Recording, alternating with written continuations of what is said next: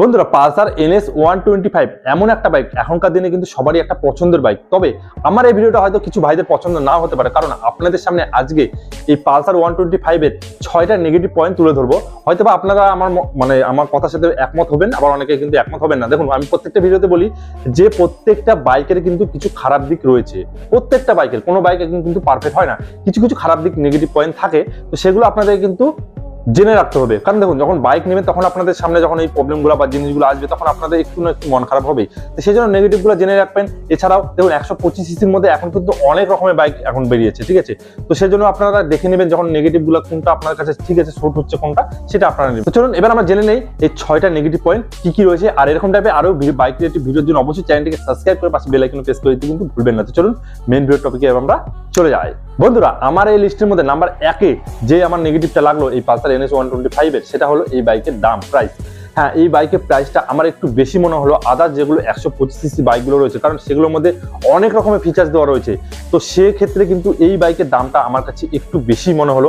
আপনাদের কিরকম মনে হলো অবশ্যই আমাকে সেটা জানাবেন। বেশি মনে হচ্ছে না কম মনে হচ্ছে? আমার তো একটু বেশি মনে হলো, সেই জন্য আমি এটা 1 নম্বর নেগেটিভ পয়েন্ট ধরলাম। তারপরে যেটা আছে, এই বাইকটি 125 সিসির, কিন্তু তাও বাইকে কিন্তু ভাইব্রেশনটা অনেক বেশি।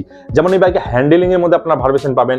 আপনাদের যে ফিউল ট্যাঙ্ক রয়েছে, ট্যাঙ্কের সাইডে কিন্তু আপনার ভাইব্রেশন এই বাইকটির মধ্যে পেয়ে যাবেন। যখন আপনার 7000 RPM এ বা 8000 RPM এর বাইক থেকে রাইড করবেন তখন আপনার ভাইব্রেশন কিন্তু এটার মধ্যে ফিল করতে পারবেন। তো এটা আমার একটা নেগেটিভ পয়েন্ট মনে হলো, কারণ 125 সিসি, হ্যাঁ বাইকটা একটু পাওয়ারফুল বাইক, মানে আদার যেগুলো 125 সিসির আছে সেগুলোর থেকে কিন্তু বাইকটা একটু টান বেশি, পাওয়ারফুল বাইক। তো তবুও এই বাইকটা কিন্তু এই বাইকটার মধ্যে কিন্তু একটু ভাইব্রেশন কিন্তু রয়েছে, সেটা আপনারা লক্ষ্য করবেন। তারপরে আমার 3 নম্বর যে নেগেটিভ পয়েন্টটা লাগলো এই বাইকের, সেটা হলো এই বাইকের হিটিং ম্যানেজমেন্ট। মানে এই বাইকে কিন্তু হিট একটু বেশি করে, মানে একটা 125 সিসির বাইক, এক্ষেত্রে কিন্তু বাইকটা কিন্তু আপনাদের হিটিং ইস্যু পেয়ে যাবেন। মানে আপনাদের হচ্ছে ইঞ্জিন থেকে যে হিটটা বেরোয় সেটা কিন্তু একটু বেশি মনে হয়। আপনার পায়ে দেখবেন, লক্ষ্য করবেন আমার পায়ের মধ্যে কিন্তু এটা কিন্তু হিটিং ইস্যু আপনারা দেখতে পাবেন। যাদের কাছে রয়েছে আপনার কেনার আগে অবশ্যই একবার তার থেকে রিভিউটা নিয়ে নেবেন যে হিটিং ইস্যু আছে কিনা। তো আমি যেগুলো পয়েন্ট বলছি আপনারা অবশ্যই সেগুলো যাচাই করে নেবেন, তারপরে বাইক কিন্তু নেবেন।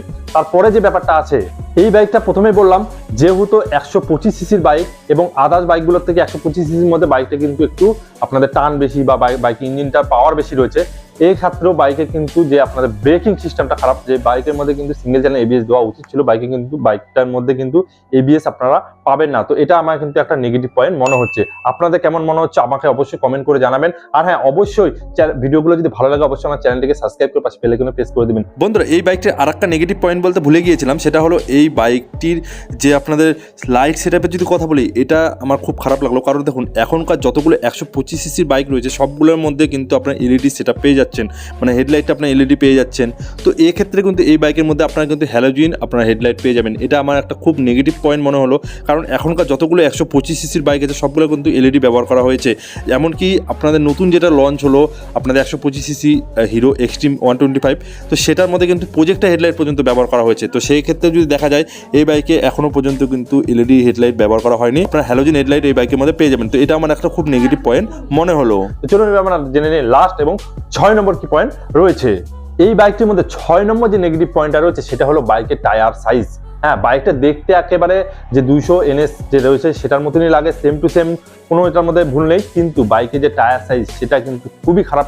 টায়ার সাইজটা কিন্তু একটু বাড়াতে লাগতো, কারণ যখন আপনারা কর্নারিং করবেন এর ক্ষেত্রে কিন্তু আপনাদের পুড়ে যাওয়ার কিন্তু একটা ভয় থাকে। আপনারা বলবেন এই বাইকের টায়ার সাইজটা একটু বাড়ালে ভালো হতো কিনা। বাইকের তো আমার টায়ার সাইজটা খুবই খারাপ লাগে, একেবারে কিন্তু চিকন পাতলা টায়ার কিন্তু করা হয়েছে। এই টায়ারটা কিন্তু একটু বাড়ালে বেশি ভালো হতো।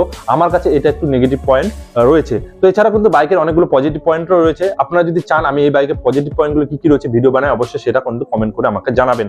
আমার এগুলো কিছু কিছু জিনিস আমার নেগেটিভ মনে হলো, তো সেই জন্য আপনাদের সাথে শেয়ার করলাম। আমার সাথে কি একমত অবশ্যই সেগুলো কিন্তু বলবেন। আর হ্যাঁ, এরকম টাইপের আরো ভিডিওর জন্য চ্যানেলটিকে সাবস্ক্রাইব করে পাশে বেল আইকনে প্রেস করে দিন। চলুন আজকের মতো এতটুকু, সবাই ভালো থাকবেন, সুস্থ থাকবেন। Thank you, take care, bye by.